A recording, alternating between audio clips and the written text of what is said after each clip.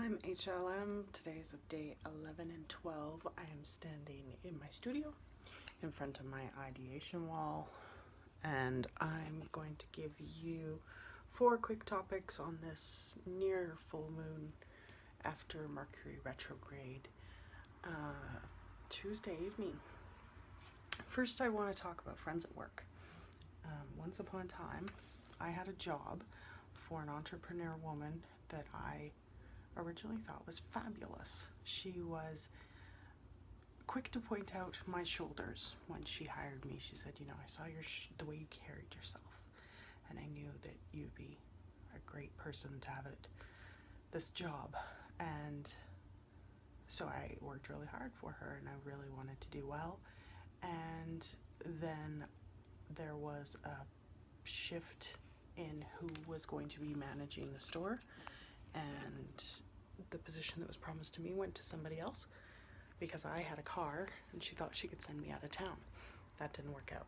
So I left the position, and as I was leaving, she told me, don't make friends at work. This struck me as terrible advice. If you are going to be spending 8 hours of your day at something that you are going to be doing for a long period of your life, and you can't make friends with the people who are doing that job with you, that activity with you, that's a pretty lame existence, in my opinion. And so I don't agree with her.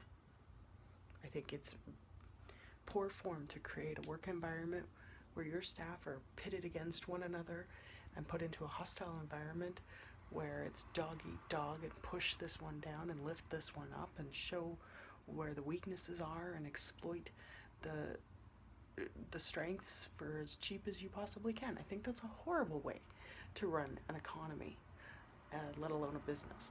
So as I'm planning Morjo Earth Arts, and I'm looking at the people I hope to hire, which is all in here, I really want to create a supportive, nurturing, healing environment where people want to come to work every day, whether or not it's part of their livelihood. I would prefer to see guaranteed incomes and people who can work because they enjoy it, because they love being outdoors, because they love creating and landscaping and having an impact on the earth, which is positive and wholesome and nourishing. I would love that kind of environment, and I would love for people to foster long-standing, healthy relationships with their coworkers. Not all of them. Some of them are going to suck.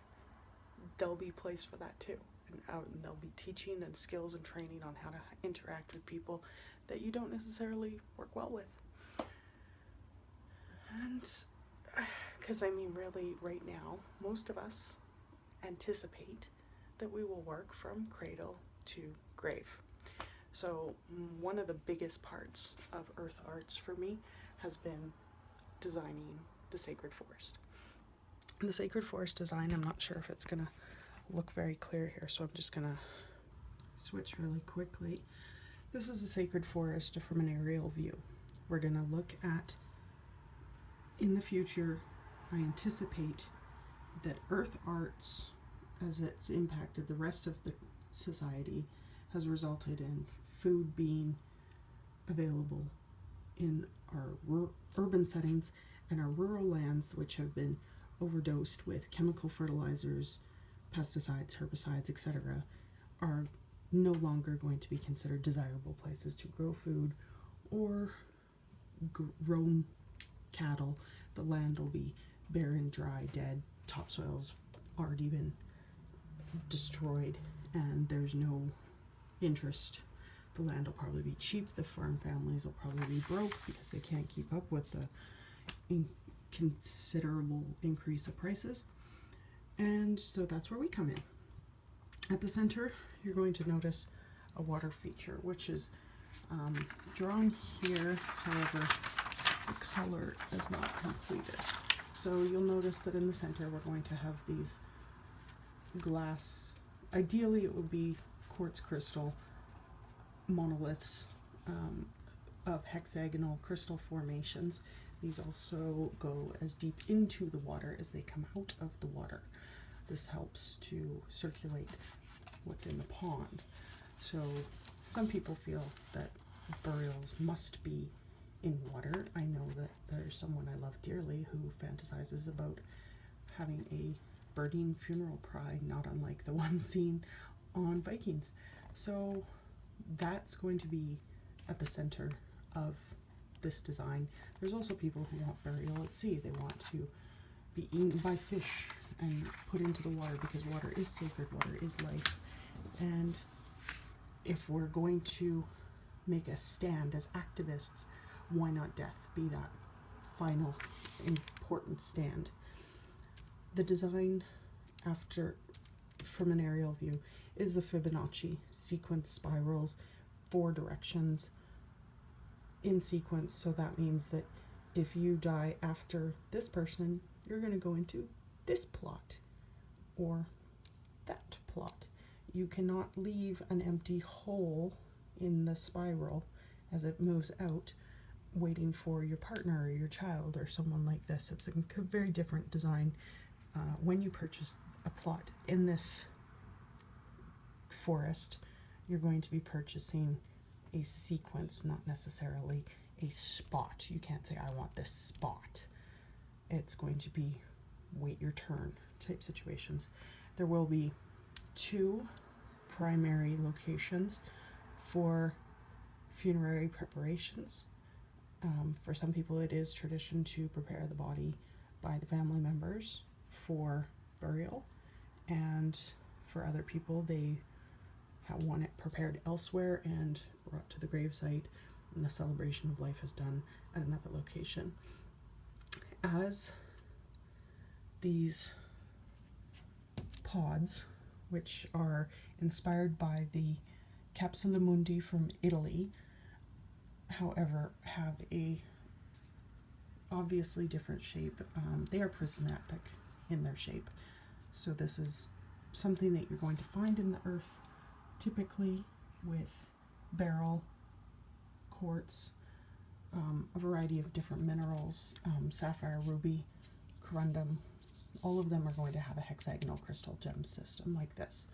So we're going to be placing people inside of these pods if they prefer laying down or standing up. I say pod because ideally this is going to be made of a composite of a secret recipe that I've already devised and have written down. This is our secret for preventing deforestation of the sacred forest as it grows and expands. There's a little kitty playing with a pile of fabric for my costume. Okay, honey, stop for a second. So this is some of the designs for the graveyard. So I was walking with David. I've spent a lot of times in graveyards across Canada.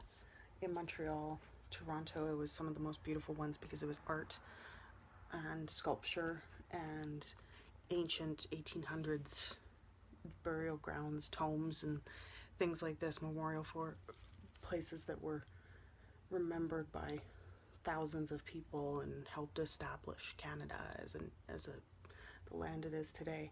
And so I really feel inspired by death. I realize that there are tragedies, there are horrific incidences where people are hurt, and it's unacceptable. Lives are taken far too soon because of addiction, mental illness, which are untreated, uncared for, and people are considered a burden on society when they ask for help. And those things are absolutely unacceptable by my standards. I consider helping each other to be the most paramount thing that we can do with our lives, not making money, not selling things, making friends, and helping support each other as best we can. Not everybody will be our friend. Not everybody will be open to receiving healing or be able to give healing, but those gifts are exceptional. And so on that topic today, on the list of things that I was doing in preparation for launching Earth Arts, was meeting with the Celebrate Life Recovery members who are organizing the service, which will be starting this Saturday, every Saturday, at the Wild Rose United Church here in Calgary. We are all in recovery from life, from addiction, from trauma, mourning, losses. These are all really common themes that affect all of us. And some of us feel a connection to each other when we are on the path to recover from those pains. And I've found such a fulfilling opportunity to be a trusted servant of the Celebrate Life Recovery meeting. And it's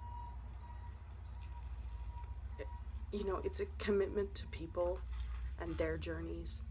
It's something that Pastor Wayne Larry has spent 25 years building and has now got the opportunity to place at a new location. And I think that's fabulous as well. And I'm really looking forward to helping with this new ministry. Today also, I went to Community Glue with Awakening House. Awakening House told me that recently the Alberta healthcare companies are going to be considering basic life needs.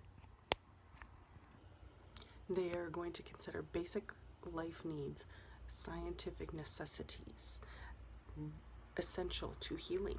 So communities like Awakening House, where you are able to find different types of interdimensional healing, not just spiritual, not just Reiki, not just yoga, but communities of healing are going to be available through Alberta Healthcare as a paid for contract. So we're kind of excited about this because it could open up some opportunities. Tonight was focused more on the gifting economy, and it is a great story for tomorrow. Thanks for listening. See you tomorrow.